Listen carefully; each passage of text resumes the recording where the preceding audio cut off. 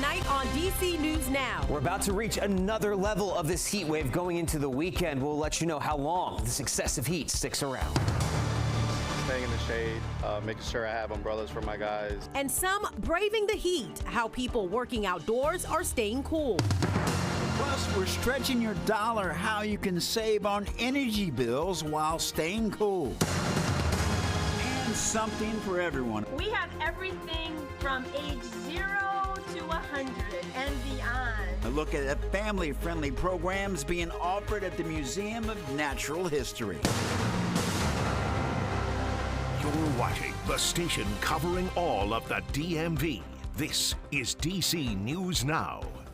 And thanks for joining us on this Thursday. For DC News Now at 5, I'm Mark Hall. And I'm Tosa Fakila in for Annalisa Gale. Happy Friday Eve. We are on day 4 into a heat wave here in the DMV. And Tosa, it's another DMV First Warn Day as heat and humidity continues. Taking a live look right now outside, and you can just tell you don't see that many people walking around for some reason. You can't blame them because it's hot. Let's send things over to meteorologist Damon Matson on the CMV First Warn Day. And Damon, things are going from 0 to 100 real quick. Literally almost 100 actually as we go over these next couple of days. Yeah, folks, this has just been one level of this heat so far. We've stayed in the lower 90s with some humidity. We're starting to almost just expect this every afternoon, and rightfully so. We have it again out there today. It just jumped to 91 in the district, 92 degrees in Waldorf, 94 out toward Kaiser. So yes, the lower to middle 90s have been commonplace ever since Monday. We're going to hold on to that heat as we go over the next few hours this evening. Now, we dialed up the humidity here today, not to an excessive level, but enough to where it feels more like it's in the mid 90s or even upper 90s in parts of the DMV. Again, as we head on towards sunset, which by the way, is at its latest point here today with the first day of summer, our longest day of the year, nearly 15 hours of daylight, but by that point we'll start to cool off. Now, as we get into this upcoming weekend, the air temperature will climb toward the upper 90s. We're talking about humidity levels also on the rise, and we've shown this graphic throughout the week. The heat risk, the highest level you can go, that purple on the map here, we're seeing plenty of that on Sunday as we are expecting the worst of this heat wave to arrive this weekend. And what this means is that no matter who you are, if you're out in this heat and humidity for a long enough period of time without proper hydration, without taking some breaks to cool down, you could likely run into some problems. That's what this heat risk means, and that's what we're going to be dealing with this weekend. So we'll talk about all the details with that and when this heat could finally start to break, and a look at your full forecast here in just a bit. All right, Damon, thank you. The heat in the DMV can be a challenge to anyone outside for any amount of time in it. That's exactly right. And people working directly in the heat, they're facing the challenge of trying to stay cool. DC News Now's Leonard and Fleming caught up with some of those people. And Leonard, how are these people working just to beat the heat?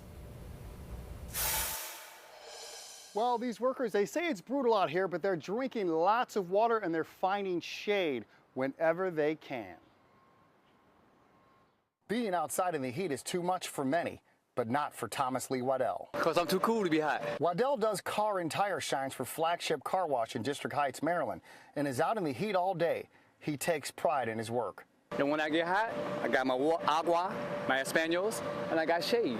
He says he has no concerns about overheating. Why should I be? I'm already hydrated. From mechanic shops to car washes to construction projects, companies with outside workers say they are taking plenty of precautions to keep their people safe. Honestly, just staying in the shade, making sure I have umbrellas for my guys, fans, plenty of water, hydration, most of all. Those like Jonathan Barrera, who runs the car wash where Waddell works, are concerned about worker safety. I technically try to have my guys rotating in shifts, so, you know, if you feel like you're kind of dehydrated or you need to cool off a bit, just go inside. Others, like mechanic Mohammed Naeem, are struggling in the heat. It's very difficult, man. It's like warm, sweating, all the clothes. And when it gets too hot for Naeem and his fellow mechanics? Usually we just take off, like, man, gotta go home, no work.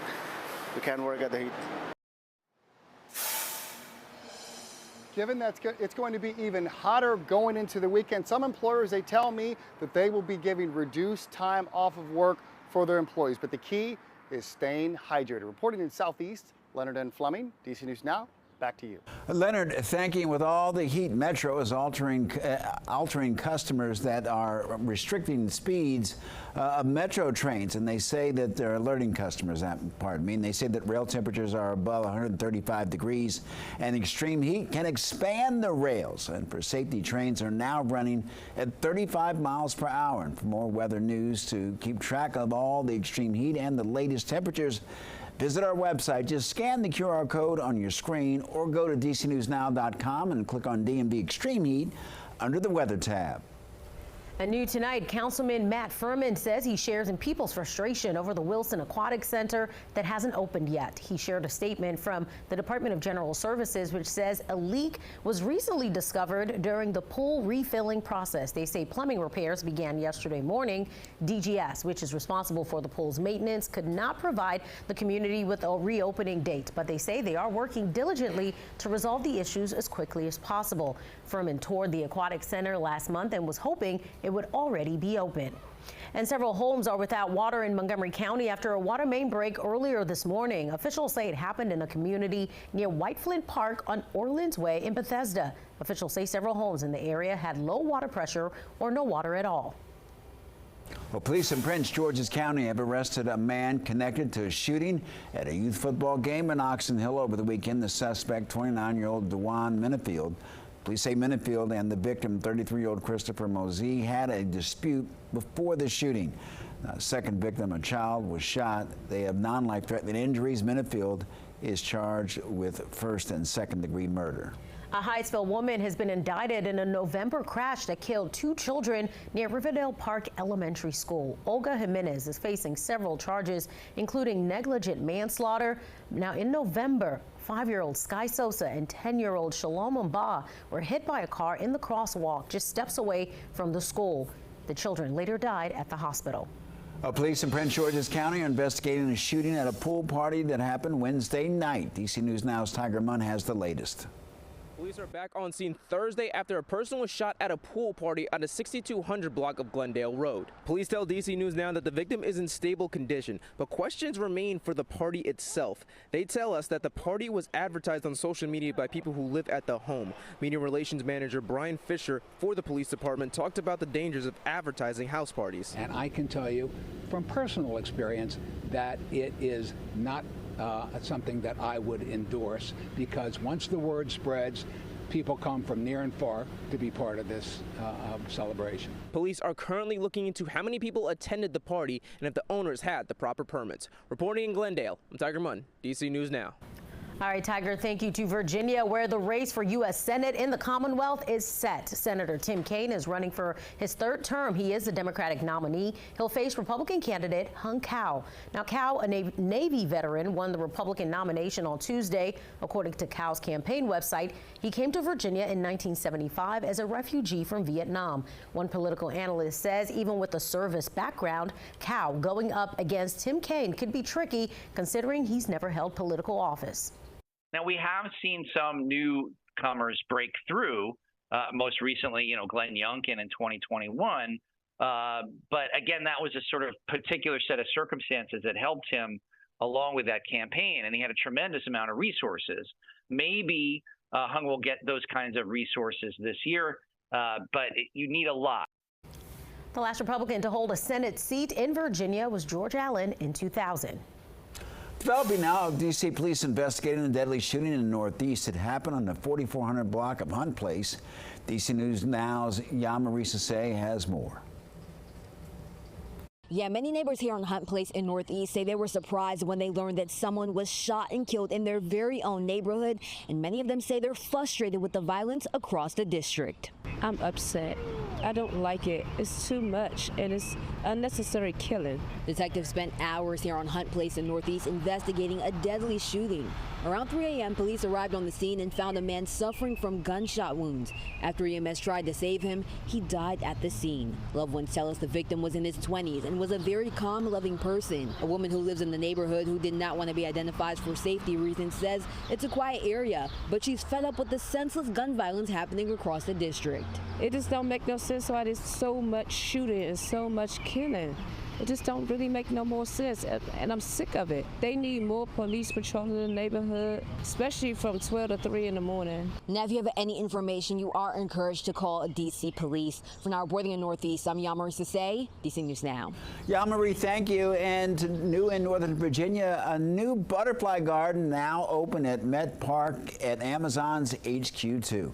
Amazon says the process for creating the garden took about 3 months. This is part of their efforts to remind the community to be kind to the environment and to help plants nearby. Now, the butterflies will be surrounded by over 200 plants once they leave their cocoons.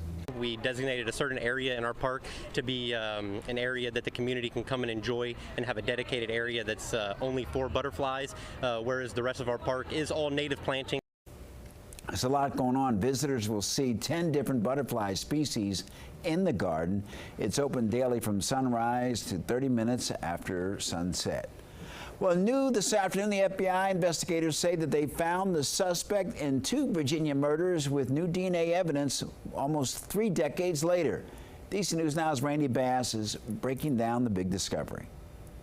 26-year-old Laura Winans and 24-year-old Julianne Williams went on a camping trip in Shenandoah National Park back in 1996, but they would never return home. Today, FBI Richmond says they have the man behind the murders. On May 24th, 1996, their families called the National Park Service when they didn't come home. Their bodies were found days later on June 1st after rangers searched the park. Walter Jackson Sr. was an avid hiker and visited the park often around that time. Investigators connected him to the crime after new DNA evidence was pulled and tested, and Jackson Sr. was a match. He was a convicted serial rapist and died in prison in Ohio at the age of 70 back in 2016. Prosecutors in Virginia say they hope today's suspect announcement brings some comfort and solace to Williams and Winans' families more than 28 years later. In the newsroom, I'm Randy Bass, DC News Now. Randy, thank you. In the district, the Skyland Town Center in Ward 7 broke ground today in what they're calling their final phase of redevelopment. This phase is expected to create townhomes, affordable housing for seniors, and retail space. Phase that is very important to the community, delivering more housing. This community has fought hard for better retail, dining, and housing opportunities that are along the spectrum. Officials say Skyland Town Center is a decade-long project that has created a new residential and retail community in Ward 7.